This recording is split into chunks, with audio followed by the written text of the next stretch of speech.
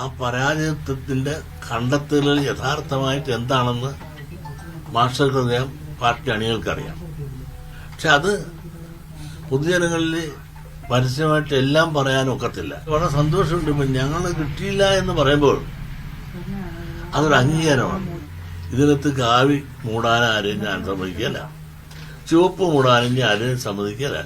എന്നാൽ ഇതിനകത്ത് ചുവപ്പുകാരും കാവിക്കാരും എല്ലാ കാര്യവും നക്സൽ തൊട്ട് ലീഗുകാരും വരെ ഈ SNDP യോഗത്തിനകത്തുണ്ട്.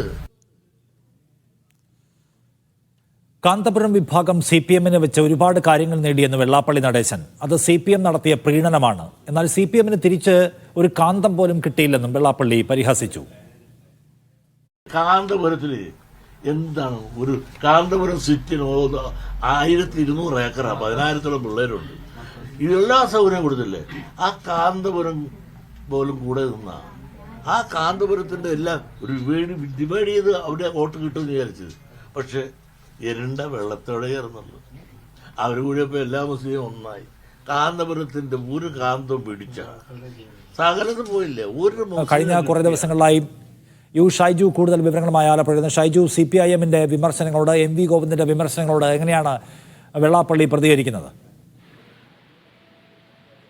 നിഷാദെ, MV ഗോവിന്ദന് മറുപടി പറയുമ്പോഴും MV ഗോവിന്ദന്റെ കാര്യങ്ങൾക്കൊക്കെ SNDP-യുടെ നിലപാട് പ്രഖ്യാപിക്കുമ്പോഴും ഇന്നത്തെ വാർത്താ സമ്മേളനത്തിലെ ഏറ്റവും പ്രധാനപ്പെട്ട പ്രത്യേകത, ആദ്യം അദ്ദേഹം CPM-നെതിരെ വർത്തമാനം പറഞ്ഞു തുടങ്ങിയെങ്കിലും CPM-നോട് ഒരു അയഞ്ഞ സമീപനം സ്വീകരിക്കുന്ന കാഴ്ച വാർത്താ സമ്മേളനത്തിലുടനീളം കാണാൻ സാധിക്കുമായിരുന്നു. പ്രത്യേകിച്ച് വാർത്താ സമ്മേളനം അവസാനിക്കുന്ന ഘട്ടമെത്തുമ്പോൾ നിലപാട് മാറ്റിയാൽ, അതായത് സാധാരണക്കാരായ അധസ്ഥിതരായ ഈഴവ പിന്നോക്ക ജാതി വിഭാഗത്തെ അവഗണിച്ചതാണ് CPM ചെയ്ത തെറ്റ്. ആ തെറ്റ് തിരുത്താൻ സന്നദ്ധമാണെങ്കിൽ ഈ നഷ്ടപ്പെട്ടു പോയ വോട്ട് തിരികെ വരും എന്നതാണ്. CPM-ന് നഷ്ടപ്പെട്ടു പോയ ഈഴവ വോട്ടുകൾ തിരികെ വരും.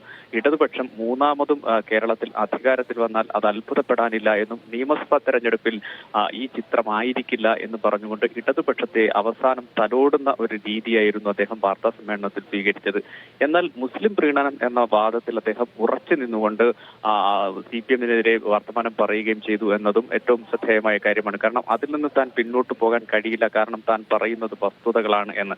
പക്ഷേ നിയമസഭയിൽ വെച്ച കണക്ക് പ്രകാരം മുസ്ലിങ്ങൾ അനർഹമായി ഒന്നും നേടിയിട്ടില്ലല്ലോ എന്ന് ചോദിക്കുമ്പോൾ ഞാൻ അതിനെക്കുറിച്ചല്ല പറഞ്ഞത്. മുസ്ലിം സംഘടനകൾ CPM-നെ ചാരി നിന്ന് ഒരുപാട് കാര്യങ്ങൾ കൊണ്ടുപോകുന്നു.